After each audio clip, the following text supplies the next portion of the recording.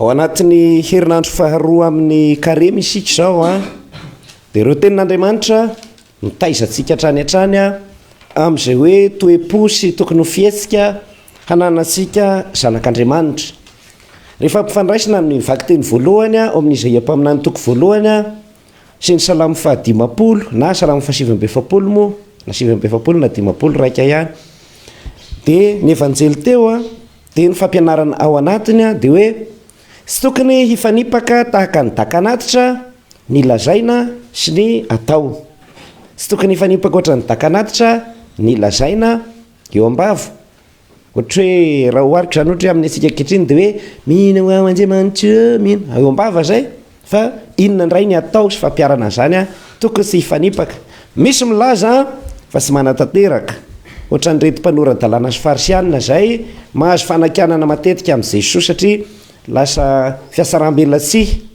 sahala amin'le hoe be fananarana sy mahita hevitra hanoroana ny hafa hoe manaovan'izao manaovan'izao manaovan'izao reto vovonjy ianao a nefa izy tompo-tena aza tsy manao an'izany akory na indraindray a takatra amin'ny mehi-dangoro azosika izany zany hoe takatra amin'ny mehi-dangoro zany. Sarotiny be ianao a mahita olona mizangazanga nefa ianao ny lehibeny zay ohatra.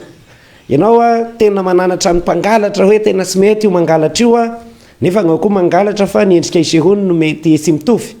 Mety hoe ny mangalatra koho dia tratra ay mangalatra voatavo zavatra hohanina satria noana fahavara mangalatra voatavo a petahana amin'ny fisaram-bahoaka nefa anao magnondrana volamena ny Dubai a dia tsy maninona ohatr'izay zany le tiany Jesosy tenenao hoe sika indraindray a be fananarana te hanesy ny hafa ary miseho hivelany ho hendry ohatra ny hoe manana perfection morale ambonimbony zany hoe fahalavorariana dia belazao kanefa isika tsy mibebaka. Dia izay zany hoe ho antsika eo amin'ny toerana raha mahita olona tahaka izany dia araho ny torohevitra sy ny fananarana. Rehefa lazainy aminao hoe tsy mety ny mangalatra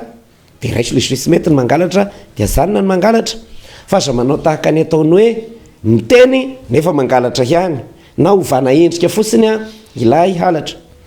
Zany anisan'ny tenen'ny Masin-daza Jakoba manko ohatra hoe misy olona nefa dia samy mpandika lalàna zao izy a nieveriny hoe olona tena ratsy a dia ny mpangosavy nefa izy indray a mpandainga mifohotana ny vava sy ny lainga ao sady mpagnely saho a mpagnisira rehefa miresaka dia tsy mahay resy mifosafosa dia mieritreritra izy hoe sapanota satria sy naman'le hoe sy mikilaoty sy mihosotra menaka ary mandihy manao kilalaka any ambony fasana. Ny zava-dehibe dia samy mibebaka na lay hitantsika hoe manao rasy dia anarisika fa isika koa mibebaka ary isaky ny mahita ratsy ataon'olo sika dia tokony makalesona koa hoe na mbola tsy manao azy ianao zasy mba hanoatra ny ataondry olona ry fa andeo alako an-dagny vetivety a satria misy fampianarana tian'Andriamanitra ampitaina amintsika matovy akina moa ity amin'ny Isaia mpaminany ity. Tany amin'ny taonjato fahavalo a izay fotoana nitoriany Isaia mpaminany dia efa lavidavitra ny fotoana nandraisana ny didy folo tany anefitra izany fotoana izany. Dia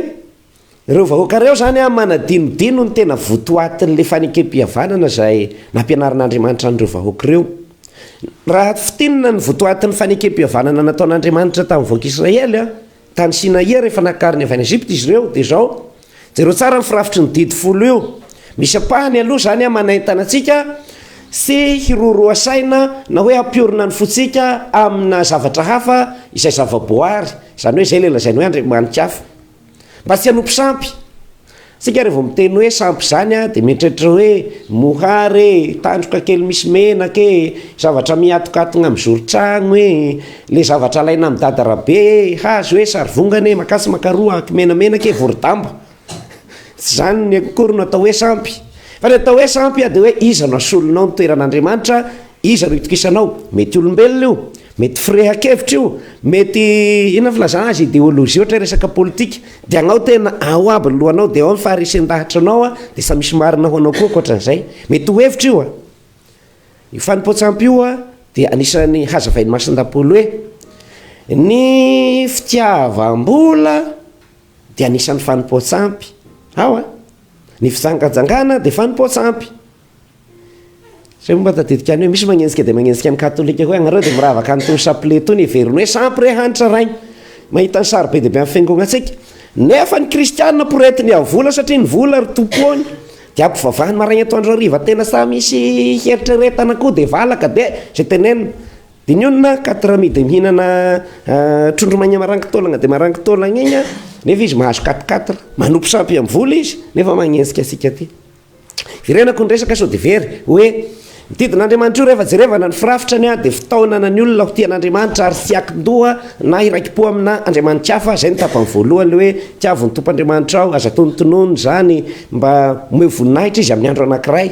zay zany fa ny tena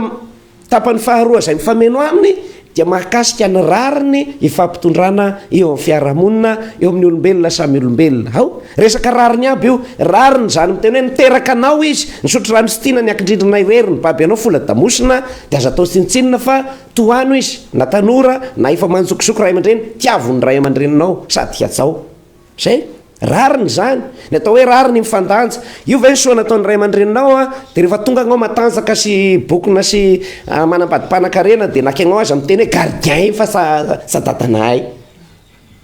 efa tsy fanazana ray aman-dreny hirany manala eny asika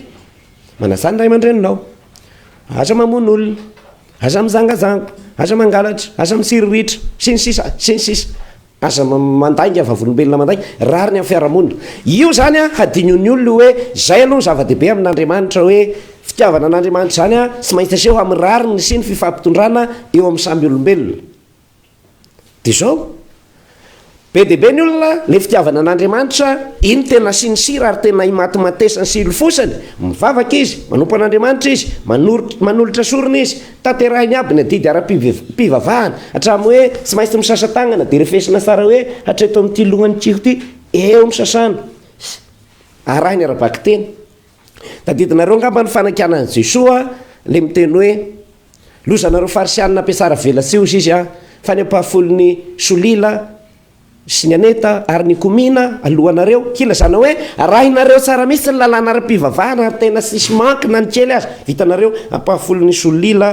komina aneta kanefa ny zavatra ngedangeda kokoa amin'ny lalàna sy raharahanareo akory de ny rariny ny famindram-poa ary ny fitiavana an'Andriamanitra reo ny ngeda kokoa amin'ny lalàna sy hoe akory tsy azo atao le hoe ampahafolony solila ny aneta sy ny komina zany hoe ny zavatra ara-pivavahana iny tsy maintsy atao fa iny efa ambony satria ety ivelany fa ny ao anaty ny rariny ny famindram-po sy ny fitiavana an'Andriamanitra mitodika amin'ny kristianina ankehitriny zay mihaino an'izao sy mahitahy hoe ny atsika ve sao de mbola mitombony amintsika io fanakianan'i Jesoa hoe ndraindray sika de ny ampahafolony solila ny aneta komina alohantsika zany hoe tsika tena mivavaka tena lasa vohoka ho azy amin'ny fantokaleana sika amin'le fiondrehana tompoko sy andriamanitro de eo sao de hadinontsika ny zavatra ngedangeda kokoa amin'ny lalàna sy ny lalàna ara-pivavahana ny voalohany fa ny rariny ny atao hoe rariny zany meo an'Andriamanitra zay an'Andriamanitra ary omeo an'ny Sezara zay an'ny Sezara samy meo any antsarany aby ny olona rehetra sao tsy mahazo ny antsarany ny vadinao ny zanakanao ny firenena ny fokotany ny fiangonana na ny tenanao koa azy izay ngeda kokoa amin'ny lalàna zay hoe na olo marina sy ny rariny fa misy mampiasa olona fa poretiny ny mpiasany misy mampiasa olona sy mandoha karama manao karama varomasaka manaraopaty sy ny sisa rehefa tena mivavaka zany ianao misy zavatra ngeda kokoa anao le fahatongavanao aty amin'ny sapelina misy zavatra ngeda kokoa anao le tsy mihina-kanina amin'ny fadianina io misy zavatra ngeda no ianao manao saple io de ny rariny aloha ny voalohany rariny olona mitovy endrika amiko reo sy ampijaliko sy araraotiko fa omeko zay sahaza azy na fanajana io na ny fiatrako sy ny sisa satria tsingofon'olona tsingofo tena tovy reo ary tsy azo atao ny manao vaindralahy tsy maharary zay no le bebe koa amin'ny lalàna hozy Jesoa ny faharoa ny famindram-po zany de le hoe tsingofon'olona tsingofo tena mahalala ny maharary manjony namanao ianao ngeda kokoa amin'ny lalàna zany nao le mandoha ny ampahafolony solila ny aneta sy komina ary ny fitiavana an'Andriamanitra re tena tian'Andriamanitra de tsy maintsy tia ny olombelona izay hitany maso rehefa zay fiasaram-belatsy zay ny fitiavana an'Andriamanitra de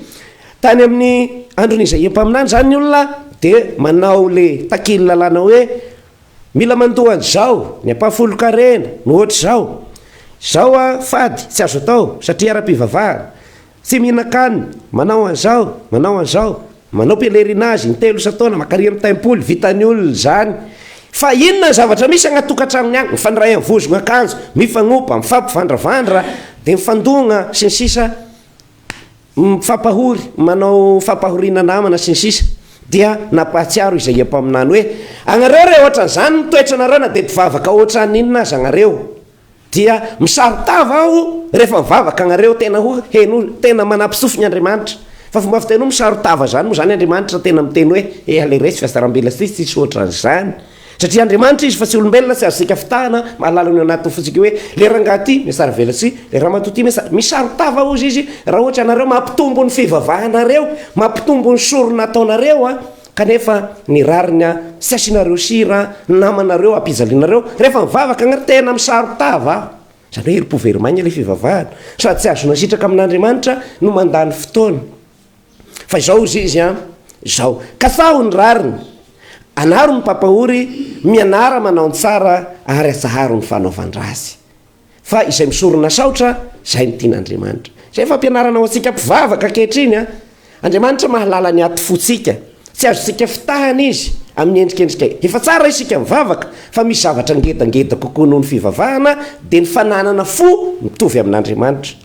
Rehefa jerevasika amin'ny Genezy, any amin'ny Genezy zany rehefa nariny olombelona Andriamanitra de le hoe nareo de noharina mitovy endrika amiko sy mifanahaka amiko, de ny fihetseham-pon'ny olombelona io de mitovy amin'ny fihetseham-pon'Andriamanitra, ny toetrany mitovy amin'Andriamanitra. Ry Adama sy nanao liturgie zany, sa naheno agnareo nanao liturgie ny olombelona voalohany.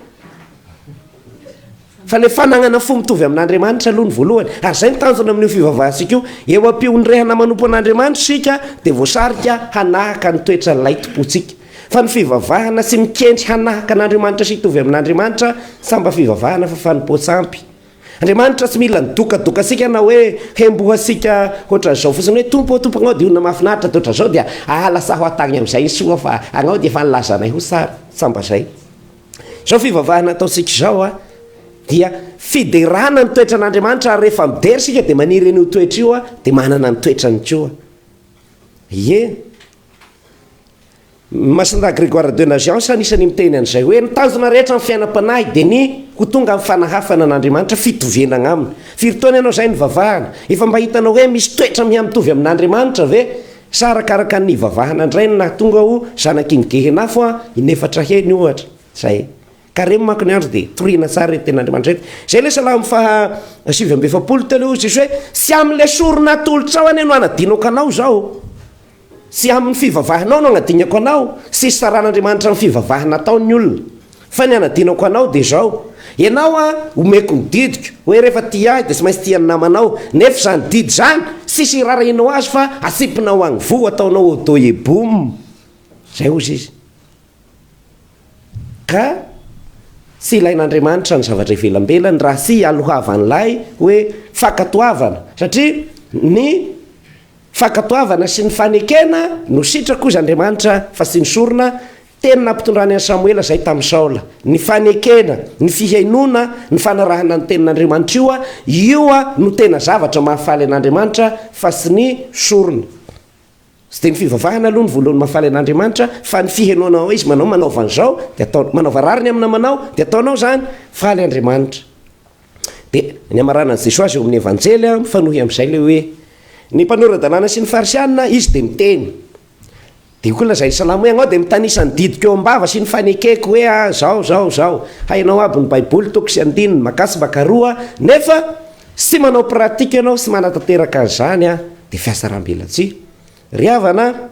mafimafy ny tenin'i Jesosy satria rehefa hoe mibebaka zany na manarina tokotany dia ohatran'ny bulldozer ny tenin'Andriamanitra, rehefa midogny izy amin'ny fakakazo tena efa laligna de hitantsika fa misy lavaka tena ngeza be eo rehefa sokiriny avy ao le zavatra mibahatoerana eo, ka mety misy toetra rasy na fahazaran-drasy eo amintsika efa nahazo faka de tonga ny tenin'Andriamanitra manongotra azy sahala ny bulldozer manongotra azy de somary babangona kely aloha masapa vidy ianao hoe aiza ho aiza raha zany, fa rehefa aveo iny fenon'Andriamanitra zavatra vaovao amin'izay hoe matoky sika hoe raha sy nahatanteraka an'izany teo aloha mbola sy tary sika, fa ianao miaiky hoe diso lalana aho